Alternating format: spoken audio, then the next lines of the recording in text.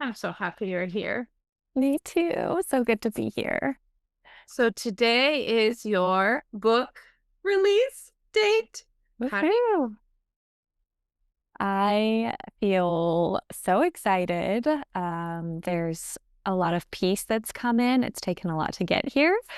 But yeah, it's a really big day, a lot of emotions. And honestly, I'm just feeling so grateful. I might start crying at any point during this podcast.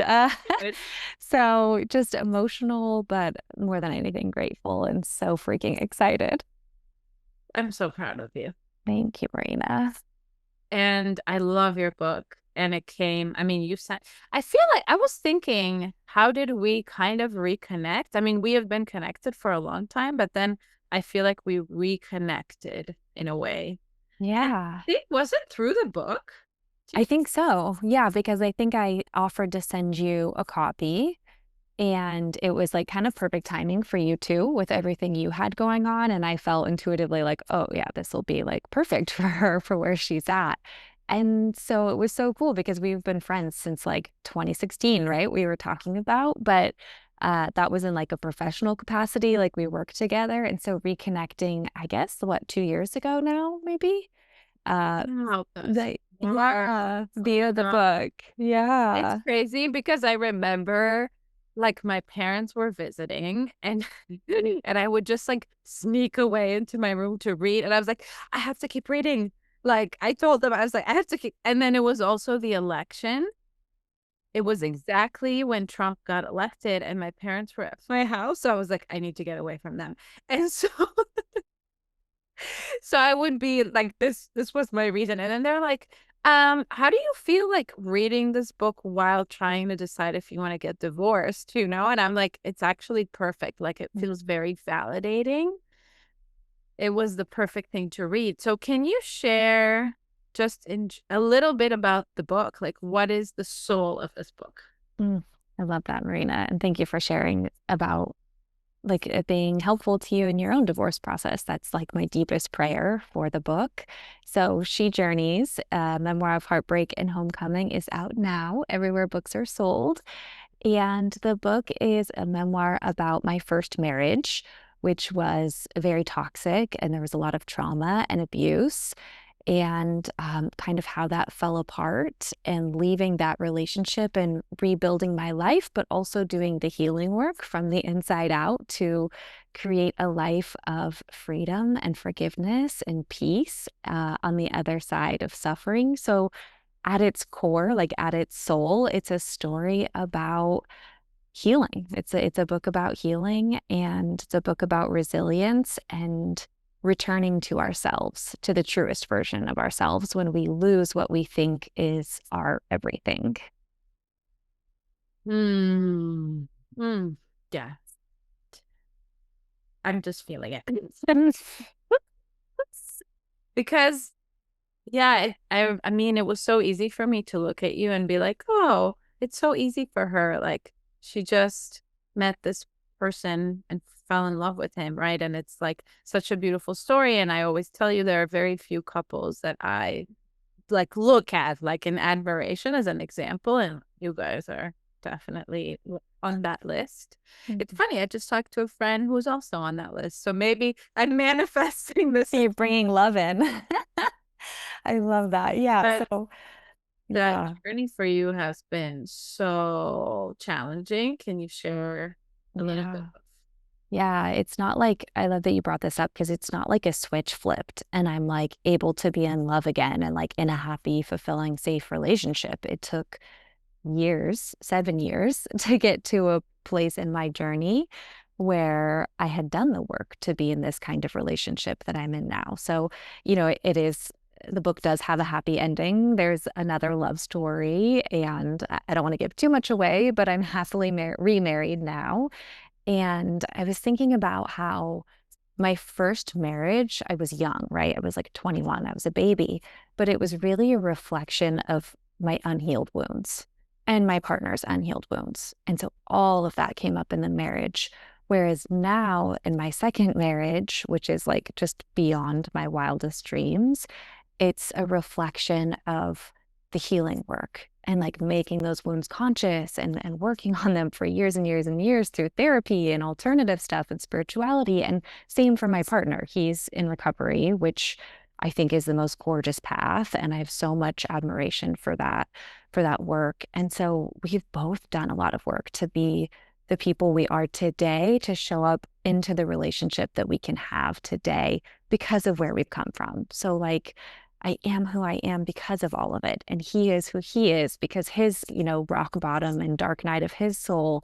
And together, like we see each other on this really intimate, vulnerable level.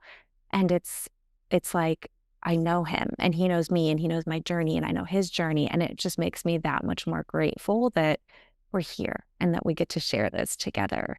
So it's not like I fell into this.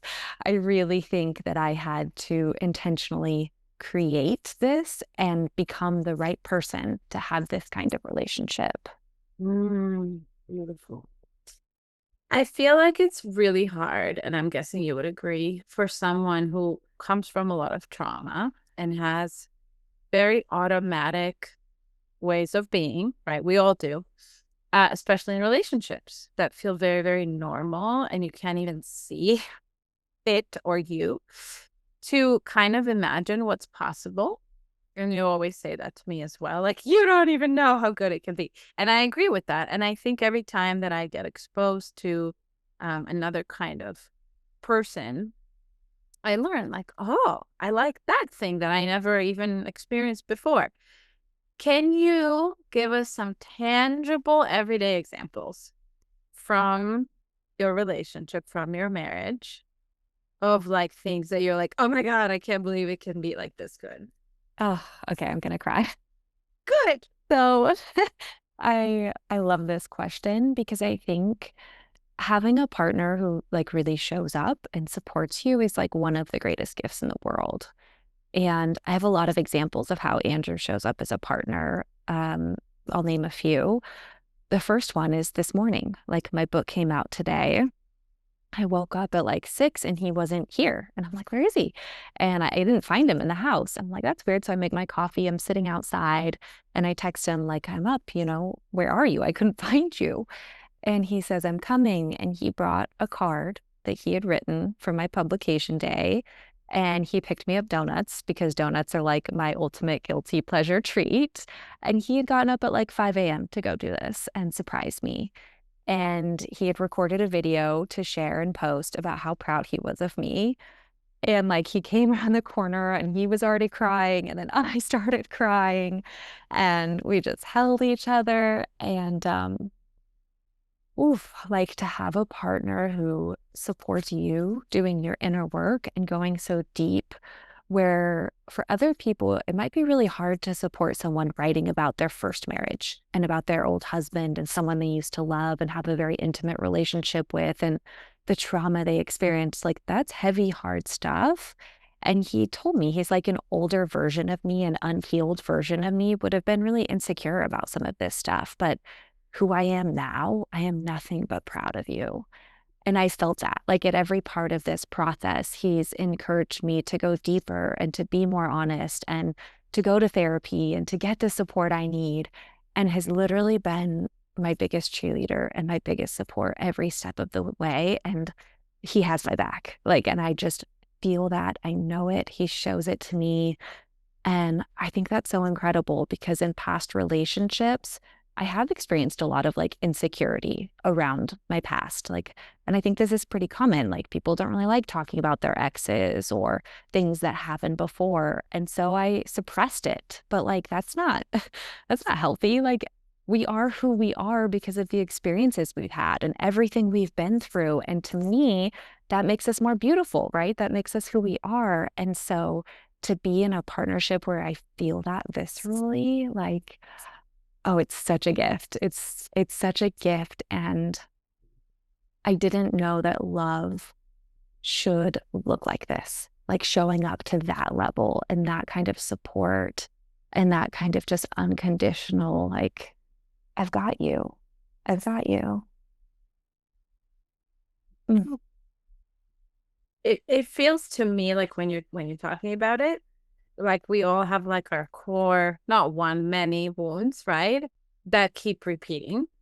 And then he and you together are like shifting at least one that I'm sure there's more, but like one that has repeated many times. Mm. Mhm. Yeah. Yeah. I mean, that's a big one. Just the way he shows up, the way he supports me. Because you're the supporter. Like typically with everybody else, you are the one that shows up for other people. And I know, like in your first marriage, that was definitely not reciprocated, and it was your role to show up, Yeah. your job. Yeah. And in my first marriage, I would have categorized myself as like a severe codependent. And love was really being needed and rescuing, right? And fixing. And so much of that marriage and it's falling apart was me learning that, like, you're never going to be enough for someone. Like, you can't save anybody. And I really lost myself in him and our relationship and this like identity of being a good wife, whatever the hell that means, instead of just being Sarah. And so it was a huge lesson around giving myself away and giving my power away in relationship. Whereas now with Andrew, like before, it was like making my husband my everything. Like it was that kind of language, you know? Whereas now with Andrew, it's like we're co creating this. Like all of me is showing up and all of him is showing up. It's like two holes, not like me needing, sucking, wanting. It's like, no, I'm here and he's here, all of us. And it's so much healthier and like a big story I had in my first marriage, but that was that like love will hurt. It's pain. Like that's just inevitable that your person will hurt you. And I had that story for a lot of reasons, but a big one was like my family and my parents modeling in their relationship and marriage. And so learning and experiencing that love is safe. Love holds space. Love has your back. Love doesn't care what you've been or what has happened to you. Love is like, I've got you. And that starts here. Like that had to start with me before I ever could find it with someone like Andrew. So, how, I know this is a huge question, but like what were maybe pivotal moments that you can remember, as well as tools that have helped you shift like such a strong blueprint that you and I share, by the way, so much. So, like, it's very fascinating for me to ask you that. And I know, like, part of it is experiencing the falling apart of it and actually, like, being like, oh, this doesn't work. And that sucks. Like, can we just not learn something like a little more gently? That'd be so nice. But then after the unraveling, like, what's kind of next, you know? Yeah. And I would love to hear your answer too, Marina, but because I know we've both experienced this like rock bottom essentially, where like you have no choice but to rebuild because everything falls away. And it really, in my first marriage, came down to this could kill me or my husband or both of us. Like it became that severe in order for me to wake up. It was that bad in order for me to snap out of the delusion and the denial and be like, oh, I have to leave. I have to leave to save my life. And so hitting Sorry, and when you say this could kill me, like literally this could give us autoimmune disease, like to like both. suppress and hold and caretake and not fully be ourselves. Yeah, Suppression. suppression, absolutely. And in the relationship that I was in, like the severity of how bad things were, there was actual harm or like threats, like threats of physical violence. And he was, suicidal. So he was threatening to kill himself and there were guns involved. And so, like, in a very real sense, had to leave to save my life. But also to your point, absolutely. Like the harm that we can do ourselves by staying in something that's poison, that's toxic. I think it did take me years and probably still in my cells and in my body, that trauma. And that was a big part of my healing journey too, which I know you can experience, that we it becomes memories in our bodies, right? And so the somatic processing, which you are the queen of, Marina, is like, oof, that's been so big on my journey. Because at first I was like, oh, yeah, I'll just talk about this in therapy and it'll be fine, without realizing how much was inside of my body stuck in there. So, but back to your amazing question. So, hitting rock bottom was like the ultimate, like, come to moment where I had to make the decision to leave. And that's the beginning of everything. It feels like it's not. It feels like it's the ending and like there's no hope in that place. It just seems dark, but it's like a magic dark. It's where things can be created, it's where space is created. It's the beginning of a new life, whether we can see that or not. And so, yeah, like that was my a rebirth, really. Everything has to fall apart in order to move forward from there. And I would say along the journey, gosh, like being honest about my role in our relationship, like taking responsibility for my behavior instead of just blaming him, right? And being a victim, because that was pretty easy to do. Like he did all these things that were so not okay. And so it was really easy to point the finger and be like, it was all his fault. He ruined our marriage. And it wasn't until I started reflecting on my role and how I showed up. Like, oh, like the way that I was insecure or controlling or manipulative and trying to get my needs met. Like, oh, that wasn't okay either. Or what I tolerated in the name of love. Like, why didn't I think I was worthy of more or deserving of more? Why did I allow what I allowed? And so that process of looking at myself was a huge, huge moment on my healing journey. And honestly, for me, like I couldn't heal until I did that. Like I think that taking responsibility for our roles, our behavior is so critical because we have to look at our role in our own suffering in order to move through the suffering, right? Gosh, and then like getting help along this path because we can't do it alone. We're not meant to do it alone. And whether that looked like talk therapy or EMDR or working with a shaman or breath work or plant medicine and working with psychedelics, spirituality, yoga, meditation, you name it, like even just having really good friends and people to hold me and support me and not judge me when everything fell apart. Like I know you know the power of that, the power of community, like just having those people as a safety net. And so all of those moments were so important and profound and taught me so much about myself and about what love is. Yeah, what would you say? Do you want to answer? Oof, yes. Like as you were speaking, there was so much. I think receiving, that's something that I'm maybe will always be working on, but like also noticing what blocks me from receiving, like even very simple things. And you and I talked about it on our hike. Noticing that and noticing, and I always ask why, because it's our natural state. So, like, what happened in my life that caused it? So, for example, with, manipulating to get our needs met. So, that means that we are struggling to just ask. Like, I mentioned to you, I really want to talk about how you reached out to the women's group that you created with the four of us and said, like, hey, can you check in with me, on the book launch day, which is today?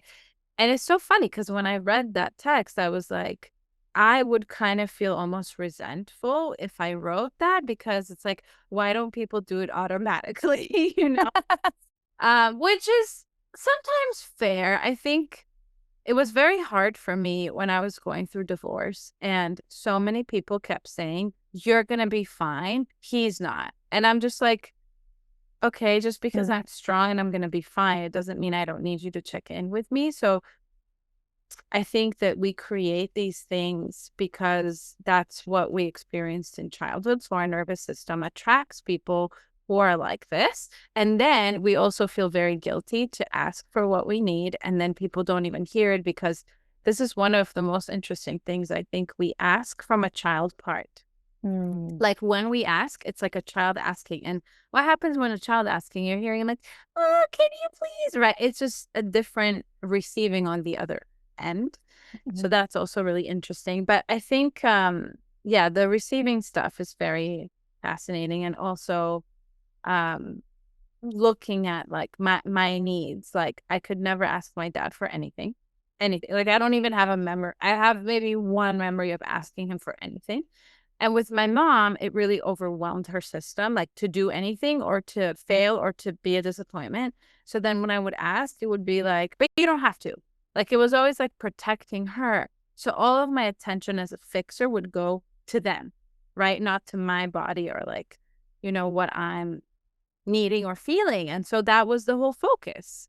So it's a protection. It's how I stay safe. So it's really hard. And I have to be really mindful and aware, like what's happening in my body when I have a need or when I attempt to ask for it. I think that's huge.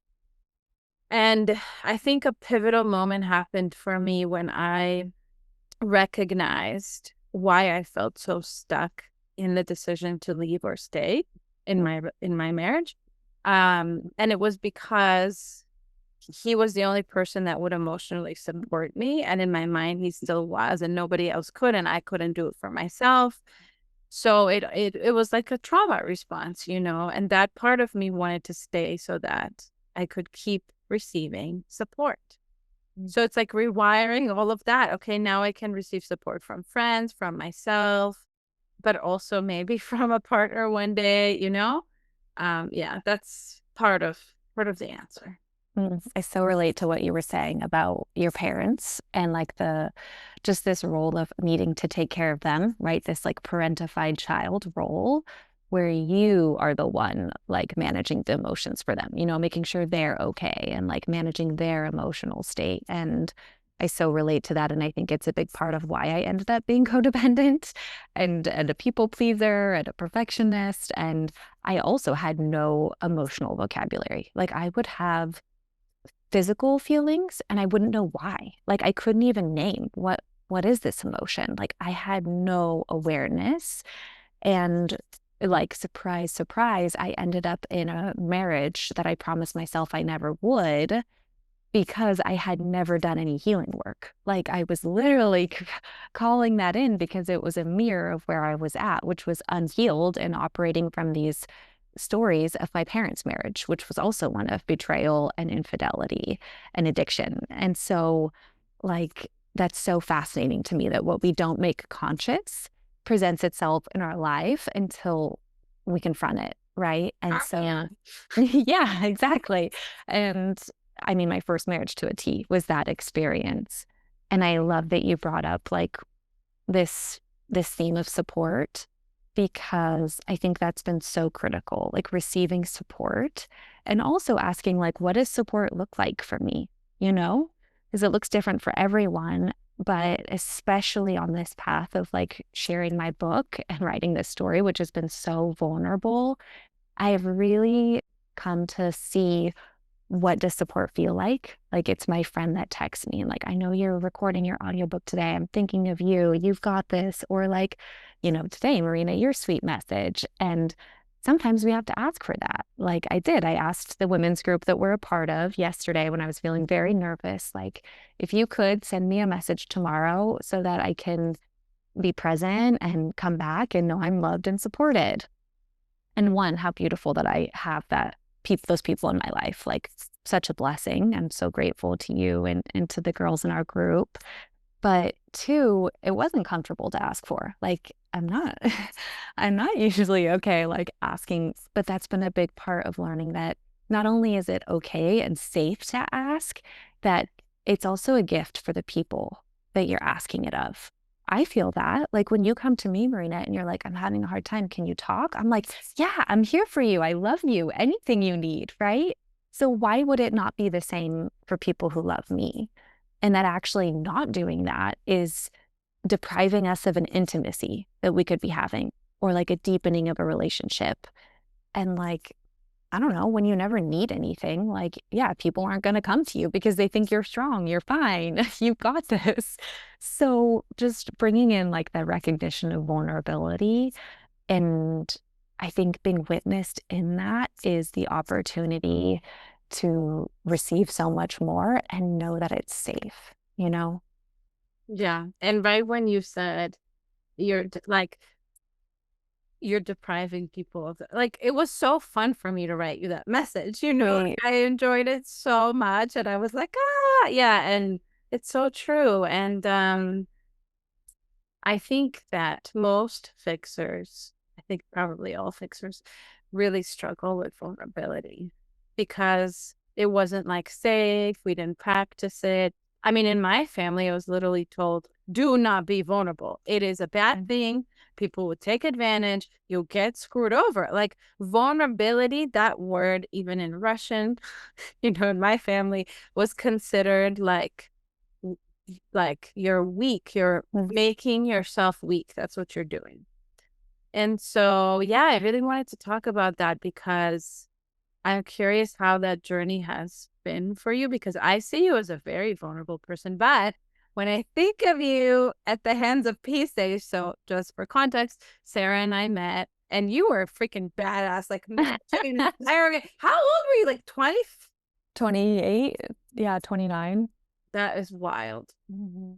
Managing an entire, like, organization that was huge, a dialogue organization between Israelis and Palestinians, and I feel like you had on a mask walking all the time. Like, I just remember you, like, very put together, Sarah. Just, like, put together. Everything's okay, under control. Nothing bad's gonna people calm down. Everything's fine. Just like that. Yeah. Yeah. So, do you remember that? Like, is that accurate? Oh, 100%. And I love that you can like say that and see that because one, that job was, it was so much responsibility. Like, oh my God, the pressure that I felt. Like, I remember I thought at one point it was like my dream job. And then when I got the offer, instead of like celebrating, I literally laid on the floor having like panic in my chest because I remember feeling like, this is so big. This is so much responsibility. And I was like 27 years old. So I was like, I don't even know what the fuck I'm doing. Like, it felt so big. And I really feel like it totally triggered my need to control, right? To have everything under control, to be safe, to perform, and to get approval and validation of like, oh, you're enough. You did such a good job, which for a codependent is like the ultimate. And so it was like triggering for me some of my biggest needs for approval, for validation. And I had to be perfect. And worth was all about what I did and how I was perceived and doing enough instead of just like being enough for who I was. And so, yeah, you're so spot on with that. And what happened is I got incredibly burned out, right? Like when we wear a mask and we give so much of ourselves to prove that we're enough, like that's a never ending game right there. And I got incredibly burned out. And it took like a year to recover from the fatigue and everything that kind of happened at that nonprofit. But I realized it was like so much of, I mean, I can say this now, like feeling inauthentic because I wasn't showing up like as Sarah. It was like this really like performance. And that doesn't feel authentic or honest, really. And so I'm so grateful because that experience taught me a lot. And I met incredible people like you. And that was a big part of my journey, but it was also a big part of like, oh, that's interesting that I went there. Yeah. Yeah, it's so fascinating. So I think part of authenticity that we might think of is like people who uh lie, right? I mean, obviously, there's the things that we say, there's our behavior, those two layers. I think those come pretty easily to you. I'm gonna assume, but they come easily to me. Like, okay, I'm telling the truth, I share, and I behave in a way that is in integrity. Okay. But then there's the emotion. So my friend calls me poker face because I totally do that. Like when I'm in distress, I go to poker face. Mm. It's fine. I don't care. Everything's okay. How and I feel like you've made such progress, like really, like I really see that in you. What emotions were maybe like the hardest for you to feel and then express, and how did you work on that? Yeah, it's a great question because I was like pretty conflict avoidant.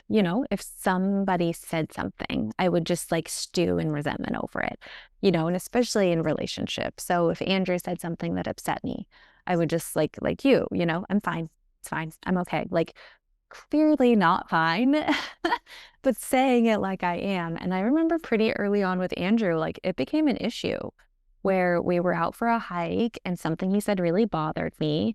And so I kind of shut down. And he's like, what, you know, noticed, right? Because I'm acting freaking weird. And he's like, what's wrong? And I was like, nothing. I'm fine. I'm okay. And he's like, stop. Like, you're clearly not. So, can you please just not lie to me and maybe say, you know, what you said bothered me, but I need some more time to process and figure out how I feel. And then I'll talk to you about it. And I was like, you can do, What? you can do that. Like, it was the first time someone really called it out, but in a way that's like, that behavior is dishonest. And it is like, it's a form of, you know, not being in integrity, really. And so when you think about it that way, it's like, oh, like telling the truth is important to me. Being honest is important to me. Being authentic is important to me. And so even if that looks messy, like stumbling over my words and feeling really like this is really hard for me to say, but like that didn't feel good when you said that, like that hurt my feelings. Like, why is that so hard to do? Oh my God. Like learning, it's like learning a new language at like 30. I'm like, how did, you know, how did I not know that this is how to communicate? And it would take me a while of like sitting with like a feeling, like, what is this feeling? Am I angry? Am I sad? Like, am I jealous? Like, did this trigger insecurity in me? And most of the time, yeah, it was coming from some place of, you know, feeling like I wasn't worthy of something or feeling, you know, some sort of violation. And it wasn't even this situation, it was something in the past, right? That was getting triggered. And so being with a partner who was very clear about like calling out my bullshit really helped me like keep accountable and helped me kind of learn and practice how to do it better, but it doesn't come naturally. Like still, it's really hard for me and it is such a practice because I can revert to like avoidance and resentment instead of just naming what I'm feeling, which would be the more authentic, honest thing. But it's so hard. Oh my God. I relate so much. Like, I just want to like, yeah, I remember telling my ex-husband when he like wanted to repair or he would like face me. I was like, I literally feel threat like in my entire body. So it's, yeah, I totally relate to that. And I think it's those little tiny steps outside our comfort zone with a safe person, which is crucial. So I'm really curious. This question, I think I'll always be curious about. You come from a past of a lot of manipulation and narcissism and just like a person literally making you confused. Like, am I the problem? Is he the problem? How do you know? And I think a lot of my listeners like Mm. feel this. How do you know that a person is like a safe person? Oh, this is such a good question. Because they still trigger you, right? Like people always trigger us, but some triggers feel somehow safer. And yeah, like how would you, how would you explain? Yeah. Yeah. This is such an important question too, because I've been thinking a lot about how when you're wounded in relationship, that healing in relationship is like the antidote. Like there's only so much healing you can do on your own after, but then some things you really do need to have that experience in relationship to be like, oh, it is safe, and to have that part of you be healed and be witnessed. And that's been really important for me in my relationship with Andrew, like recognizing that this is super healing for the parts of me that were still feeling wounded or betrayed or abandoned in my first marriage. And like, I'll give a better answer, but I remember when Andrew asked me to marry him, it was like beautiful. We were out in the desert, one of our favorite places. And I was like wearing my pajamas. It was like totally casual, but he got down on one knee and said like the sweetest things off the cuff. It wasn't rehearsed. There was no ring. Like it was totally us. I loved it. And I couldn't stop crying. Like it was something in my body that felt so deeply that that moment was so healing. Also, for the first time that I had said yes to getting married. And it was everything that I hoped it never would be. You know, it was betrayal, it was abandonment, it was so much pain, it was so much trauma. And it was like my heart breaking in a million ways. And this second time, like that moment was so healing for that girl too, you know?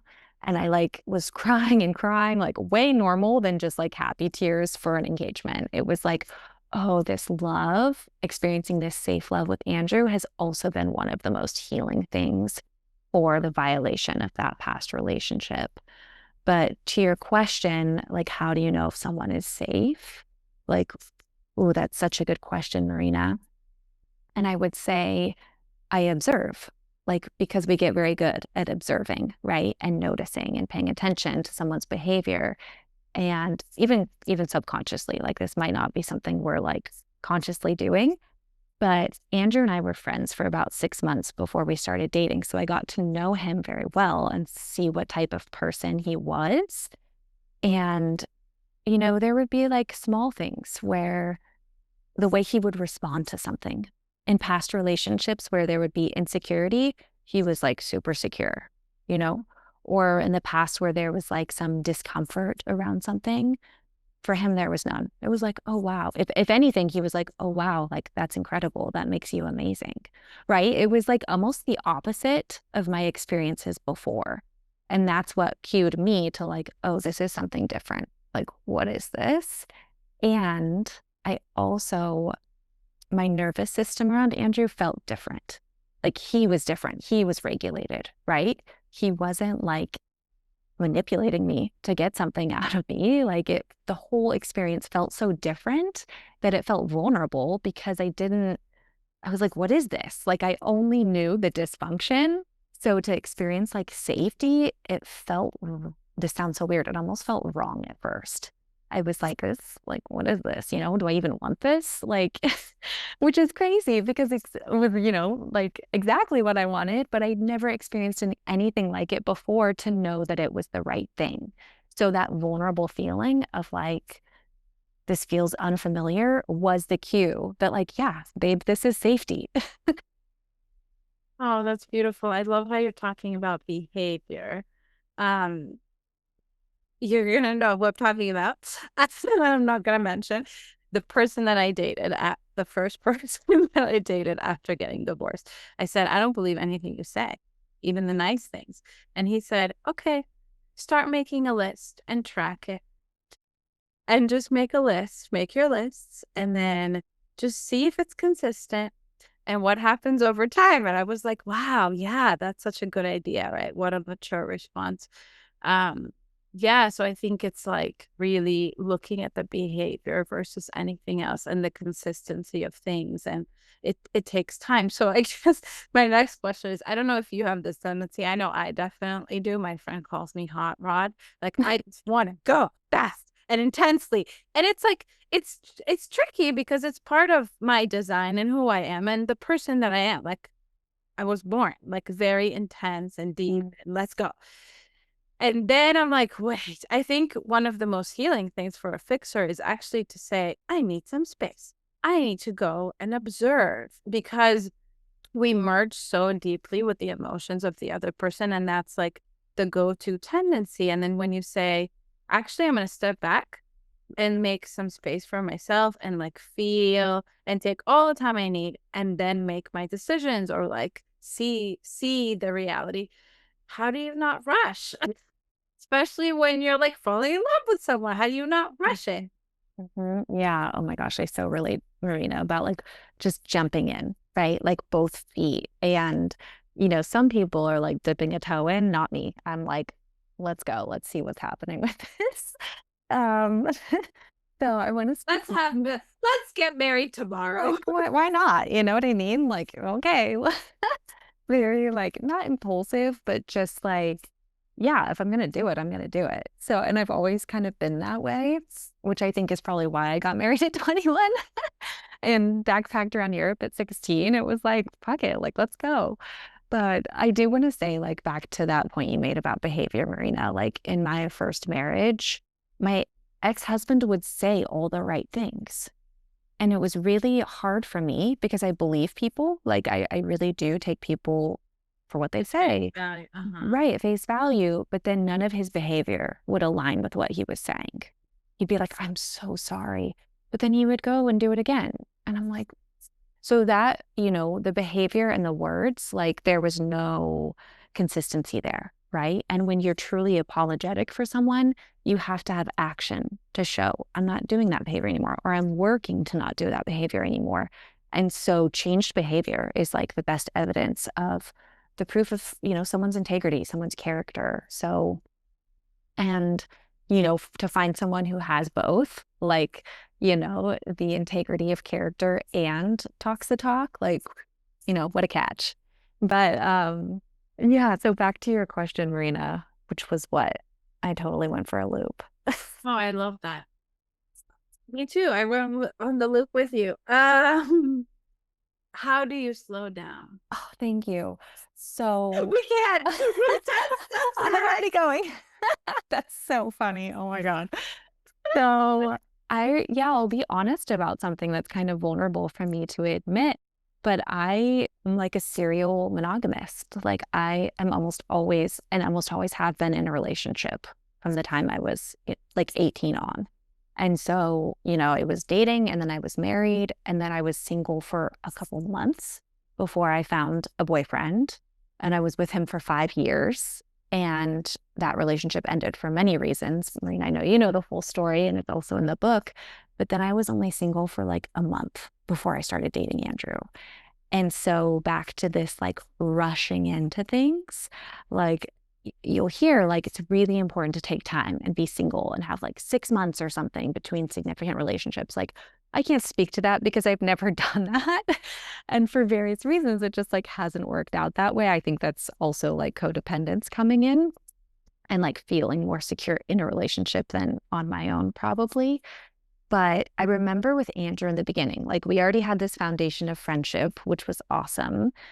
But then once we started dating, it was so weird. It was like I wanted to skip ahead to the stage where like I knew him really well and he knew me really well. And like there was this intimacy there because I was like impatient with I don't know, with like the getting to know you. And like I remember saying that to him once, like, "Oh, I can't wait for for that stage." And he's like, "What? Why? Like this is such a sweet time, like just be here, be in this."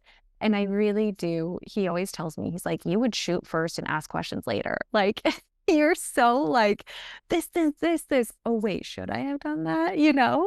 And so slowing down has been a huge like challenge for me, but also so rewarding. And the past several years doing van life, I live in a van full time with Andrew. We travel around and it's really forced me to slow down. So I've been writing my book, and instead of working 3 jobs, between the nonprofit and a yoga studio and other things I was doing, like for the first time in my life, I had time and space. And what happens is when we're so programmed to like go, go, go, go, go, and that equals your worth and who you are as a person and your value, and then you have nothing, it's like, like, do I even matter? Like, who am I if I don't have all those things? But slowing down has taught me so much that like it's about who I am and not what I do. And it's about how I show up and not just how I perform for other people. And especially like in relationships, slowing down and being known over like just being charmed, right? Or like being seen over like, I don't know, like just, I guess being charmed again, but that idea of like giving the opportunity for deepening when you do slow down. Do you know what I mean? Yeah, absolutely. Yeah. Yeah. And I wanted to comment on your cereal monogamy thing because, I'm right there with you, even though I kind of forced myself to not do it. But it's very interesting, Sarah. It's like, I think we tend to go from one extreme to the next. And I was like, okay, I'm going to be a very, very happy single woman and like single for a lot, like mindset, just be okay with being single. And honestly, I think relationships bring so much meaning to my life. At least I no judgment for anyone who wants to be single. That would never work for me. I thrive in relationships. I enjoy them. They're also challenging, but yeah, I just think I actually was reflecting on it today that I haven't felt enough joy or excitement like since being single, because that's really hard for me as a single person because I receive so much joy and excitement from romance, you Right? know? Yeah, it's the good stuff. It's so good. So it's kind of a middle ground of, okay, like I can do it. I can be single, but I also don't want to be Yeah. too long, you know? Yeah. Thank you for saying that because it kind of helps also validate how got around to feeling. But at first, I did feel a lot of shame. Like when I started dating Andrew, I felt like, because I had told my friends, like, oh, yeah, I'm going to be single for a couple months, and then a month later, and I'm like dating this guy again, like how annoying to be that girl for my friends. But also, like, what if I had said no to Andrew? Like, oh my God, I would have had said no to literally the greatest love of my life because I was scared of like what people thought and like, had these judgments and this like timeline. Like, no, that's crazy. Like, I'm so glad that I jumped in and that I didn't, stick with that, like for other people, right? Because something about it felt right. And I couldn't even name what it was, but it was like, I want to see where this leads. He was so like intriguing to me. It was so different. The way he showed up was so different. I felt so different with him. And so I think too, Marina, like you're saying, like relationships are such a mirror. Like in terms of personal growth, like it'll bring your stuff up, like you have nowhere else but to look when you have someone like as a mirror bringing it up for you. So we do grow so much in relationships. And of course, we grow single. But for me, in my experience, I've done a majority of my growing in relationship. And now having someone who supports that process, like, wow, it feels incredible. And when you get triggered by Andrew, how does it feel different than like in your marriage? Oh, yeah. It's a good question. Well, one, it doesn't happen very often. Like in my marriage, it would happen a lot and a lot, a lot. We fought a ton. The fights would become very violent. And I remember having like panic attacks. Like my body would be telling me, like, something's wrong here, something's wrong. And I could never figure out like why I was hyperventilating or why I was waking up with pain in my chest or falling apart on the bathroom floor. Or like I would get random infections. And all of this was literally my body communicating to me, like, you're not safe. This is so unhealthy. Whereas now with Andrew, like one, I don't get triggered that often. But when I do, it's really interesting because I can observe my own spiral. Like it's not him egging on. Like it's not him and I in this like head-to-head conflict where it escalates and we're yelled like we've never yelled at each other. It's very much me against me. And in my head, I start telling a story about like how I don't deserve this relationship. I'm not good enough, or like shaming myself for whatever behavior it was. I really take it internal and project that internally instead of externally. So I've gotten better, but in the beginning of our relationship, it would be like a 2-week rabbit hole spiral of me like needing to process and go to therapy and journal every day and have conversations with him about how I was feeling. And now it's like gotten better where it's like maybe a day, maybe a couple hours. So the work is working, but it does still happen. But the triggers with Andrew feel different because he responds in such a healthy way. If I'm like, that didn't feel good, it's not like, when you did this, like, it's not an immediate defensive, like, put it back on me. This is you. It's like, oh, like, tell me more. Like, let's talk about it. Radically, radically different. And so for me, it's again that feeling of like vulnerability and safety and learning over and over again that it is safe. And each time I receive that, it helps us to go deeper as a couple. Oh, I love that. You're such an example, and I love how you explain things so well. So Mm, beautiful, Sarah. thank you, Marina. Is there anything you want to add that you feel like we have that's like important to talk about? Oh, I think one thing we like didn't really touch on, but as like fixers, staying in situations like to our own like harm, at the expense of self. And like why? Because it's out of love or we think it's out of love. And how it's actually like a self-abandonment. And especially in my case, like I thought I was staying in my marriage because I didn't want to give up on this person, because I believed in his potential and the man he could be, even if he was treating me horribly, that like, oh, he'll wake up and turn around and this behavior will change. Meanwhile, like was tolerating these assaults to my heart, to my mind, to my body. And so what I thought I was doing, staying for this other person that I loved was actually like so harmful to myself. And in the long You run, too, no? right, absolutely. Like leaving and was the like kindest thing, the most loving thing I could have done for myself and for him. But really like what happens is like I one day will have to take responsibility for all of that.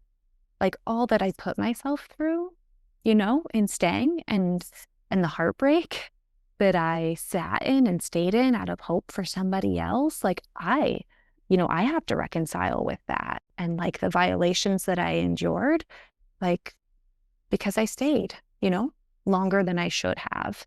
And so this idea of like as a fixer, we like don't want to give up on the other person, but it's at the expense of ourselves. And we will have to pay the price for that. And that was really hard for me. And, now I'm at a place of like forgiveness and compassion for the girl that felt like she had to stay, right? But that there is a price to be paid when we put ourselves through that and stay longer than we need or tolerate things that we shouldn't tolerate, that we're so worthy of so much more. And so, yeah, what do you think, Marina? Any thoughts on that? I could not agree more. I think what used to feel like I'm gonna be abandoned, now I understand the feeling. The visceral feeling in my body is actually self-abandonment, Mhm. literally. So now that switch in perception somatically, like when I feel like, oh my God, that person's gonna abandon me, it's actually, wait, what am I not expressing? What needs am I like how am I suppressing myself in different ways right now?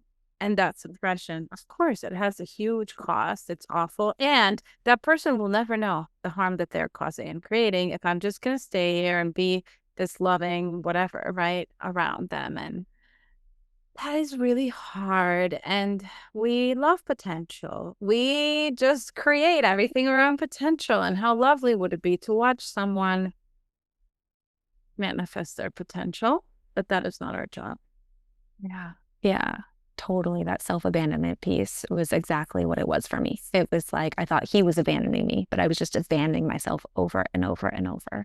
So, how do we heal that? We like refortify ourselves over and over and over, like through doing the somatic work, through doing the personal healing work. And, I'm still doing it all these years later, but it's so worthwhile and it's such a beautiful journey. And it allows us to show up so much differently in life, like for ourselves and for the people we get to be in relationship with, not just romantic, but in general, in all facets of life. Yeah. One of my favorite reframes of life, it's like the concept of expectations versus standards. So expectations feel like to me in my body, it feels like a little child was like, please, please, please, please, please, just like reaching out. And standards feel like, here are my standards. And I'm remaining in my body over here. If you come meet me, cool. If you don't, bye. I love that so much. It's such a good distinction because standards are also born of like self-worth and value. Like this is what I deserve and this is what I'm gonna, ask for. Expectations are like pinning all of our hope on this thing that may or may not come to pass. And we think we're like entitled to it, but then what happens when everything falls apart? Like it was such an illusion and our worldview is shattered. And that's what I experienced in my first marriage was like I expected to live the rest of my life with this person. I expected him to honor his vows. And what happened was everything was devastated. Whereas like learning after that experience, my standard of love, of partnership, of what I expect from myself. How does Sarah want to move through the world? Like who am I? You know? Do I will I ever give myself away like I gave myself away? What is my new standard? So thank you for naming that. I love that so much. we didn't even talk about your gifts in the world, but Sarah is an intuitive and she's so amazing. I recommend her daily to people, literally. Thank you. How can people get your book and work with you one-on-one or anything else that you have going on? Thank you, Marina. I appreciate it so much and the opportunity. Thank you so much. So my website is www.shejourneys.us. My book is the same title, She Journeys. You can find it anywhere books are sold. And yeah, I do intuitive readings with people. I love it. It's such a gift and honor to like connect with people in that way. I also do Reiki and a couple other different healing offerings, like a divorce ritual that's coming out soon to help people move through the pain of divorce and find closure. So you can find all my different offerings and events on my website. Yeah, I think that's it, right? I think so. How do you feel? I feel so good. I'm just so grateful, Marina, for you and the opportunity to share and connect. And I adore you. I feel like we were just chatting how we like always chat. So this was really fun. I love it so much. Thank you. You are so incredible, like a true gift in my life and everybody that you touch. So thank you, Sarah. I love you so Thank you. much. I love you.